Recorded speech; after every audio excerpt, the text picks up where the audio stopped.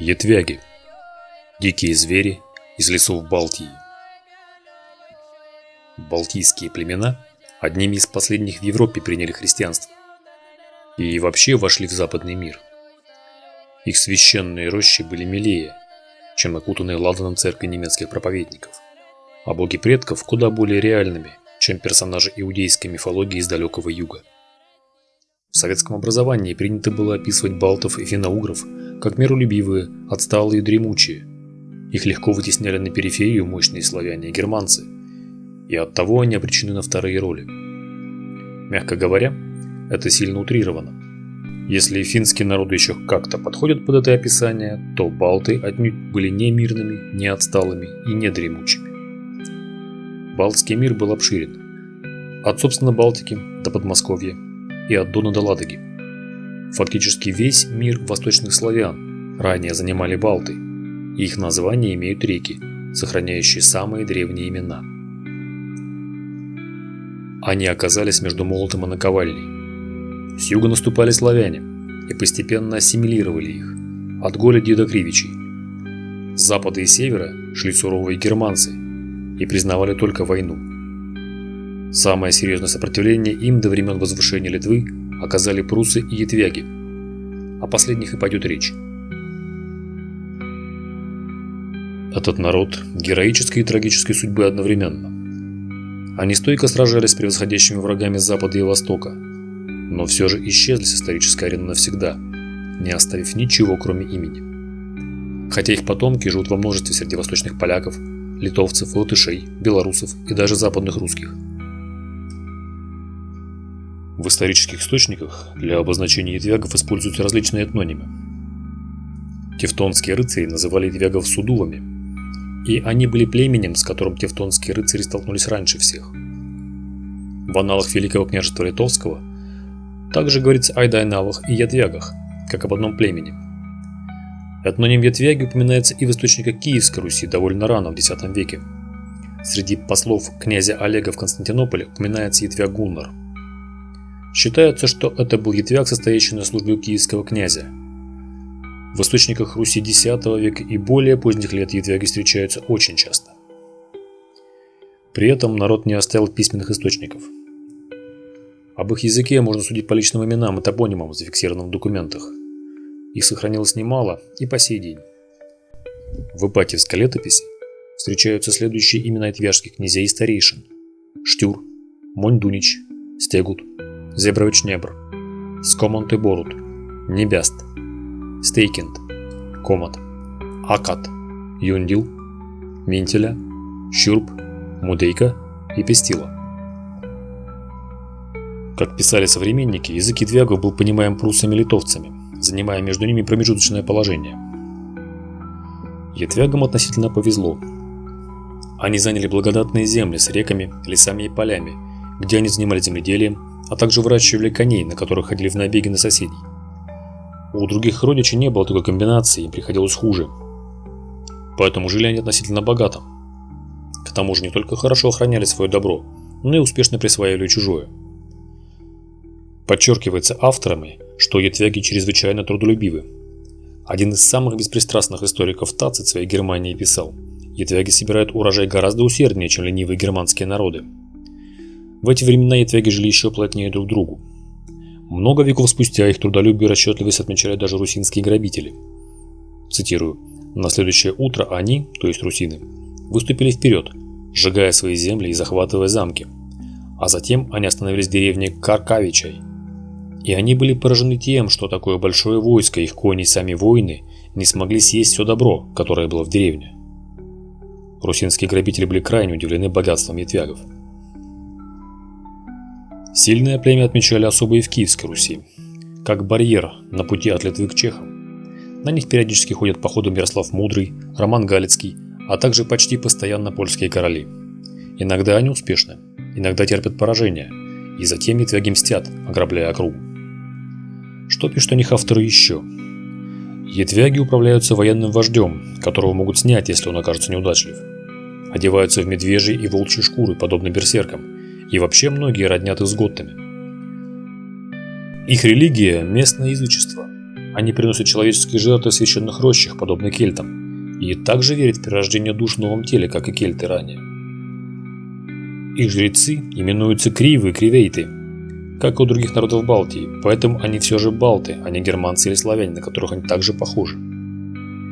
Ян Длугаш пишет, что ятвяги исключительно высокие ростом и сильные люди, у которых была мораль очень похожая на мораль викингов или греков времен Гомера. Жизнь ничего не значит, а вот слава значит все. Ятвяги – чрезвычайно рослый и воинственный народ. Их жажда славы так сильна, что они хотят быть увековеченными в памяти своего народа, что вдесятером сразятся с сотней и утешатся лишь одной надеждой. Они надеются, что после их смерти народ будет почитать их и их подвиги в песнях. Они были жестокими язычниками, однако позволяли христианам жить среди них и не проповедовать. Миссионеров же, а тем более тех, кто притворялся путником, а затем начинал потихоньку миссионерскую работу, они сурово наказывали и приносили в жертву богам, считая, что эти люди разрушают их народ чужой верой. Ятвяги – самые высокие. Они ведут других за собой благородством своих обычаев, сокровищами и силой. У них было 6000 конницы и бесконечное множество других воинов. К своим гостям они проявляют необычайное гостеприимство, и вряд ли найдется хоть одна еда и питье, которыми они не поделились бы с гостями. И твердо убеждены, что гость не считается достаточно довольным, если он или она не пьет до пьяна. Но в военном плане их народ был уязвим, немногочисленный, хотя и свирепый, не очень хорошо вооруженный, так как их земля бедна железом, им приходилось очень тяжело. Легкие дротики ятвяжских племен не могли пробить крепкие щиты и шлемы. Легкая конница не соперник тяжелым всадникам. Оружие ятвягов значительно уступало вооружению дружин князей-соседей. Поразительно, но летописцы, осуждающие и порицающие язычников, невольно восхищались их витязями. В летописном тексте значится: «Скоманд, витязь и волв их, орзы яко зверь, погиб в бою с Волынью, и голова его воткнута на кол». Их разоряла княгиня Ольга и построила на их землях современный Витебск. Много раз на них ходили князья после нее и, празднуя победу, решили принести в жертву молодого юношу. Он отказался отдать ребенка и вдвоем с сыном сражался с целой толпой славянских язычников, которые все же взяли верх и принесли в жертву их обоих. Но каждый раз ятвяги скидывали с себя чужое ярмо, поднимали бунт и освобождались, чтобы пожить некоторое время на свободе, пока Русь, поляки или немцы не нападут снова. Край ятвягов, где воздух бальзам, леса медовые, реки богаты рыбой, земли урожайные, пахари трудолюбивые, воины бесстрашные. Край ятвягов, с которыми польский король всегда воюет, стремясь обратить их в истинную веру, но ни мечом, ни проповедью, ни подкупом невозможно было отстранить их от языческой веры, ни мечом смерти уничтожить их змеиный род. По старой индоевропейской традиции, народ терпеть не мог своих родичей и раскалывался на десяток мелких племен, редко соединявшихся даже для войны. В XIII веке у ятвягов появился сильный вождь-колдун, который изрядно потрепал польские и русские земли буквально за десяток лет до нападения монголов. С большим трудом галицкие и польские силы смогли загнать ятвягов в угол и победить. Так Скоманд и Борут, свирепые воины, были убиты посланными. Скоманд был волф и знаменитый гадатель по птицам. Скорый как зверь, пешком ходя, он завоевал Пинскую землю и другие области, и был убит нечестивый, и голова его была воткнута на кол. После монгольской инвазии ятвяги еще больше усилились.